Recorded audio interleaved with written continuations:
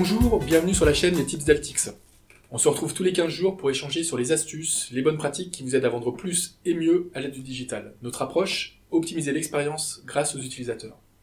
Cette vidéo aborde le formulaire, passage critique en e-commerce. Je vais vous livrer quelques éléments clés pour faire un formulaire qui ne fera pas fuir vos utilisateurs.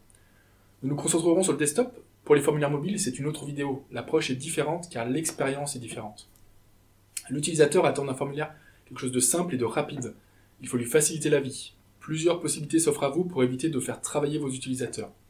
L'inscription via un compte Gmail ou Facebook permet de fluidifier cette étape. Le compte guest ou invité plaît également, surtout si la fréquence d'achat est rare. Le formulaire doit être fait en une seule colonne et une seule page. Nous constatons avec l'eye tracking que l'habitude de lecture est de haut en bas et que l'utilisateur risque d'oublier de remonter sur la deuxième colonne s'il y en a. Assistez le remplissage, expliquez ce que vous demandez, indiquez les contraintes de mot de passe par exemple avec le nombre de caractères, de majuscules ou non. Si vous demandez la date de naissance, malgré mon conseil précédent, facilitez la saisie. L'année ne doit pas être par défaut 1900 ou 2017.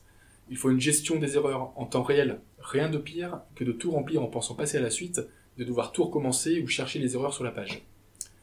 La taille des champs a son incidence. Il faut qu'elle corresponde à la longueur des textes demandés. Rien ne sert de faire des champs qui font la largeur de la page. Et cela alourdit la sensation de longueur pour l'utilisateur.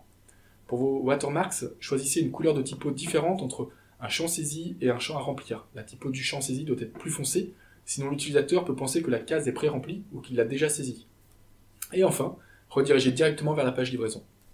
Voilà, vous pouvez trouver d'autres vidéos sur notre chaîne. N'oubliez pas de vous abonner et si vous voulez qu'on échange sur vos problématiques, notez-les en commentaire. Merci et testez, analysez, optimisez en continu et avec vos utilisateurs. À bientôt.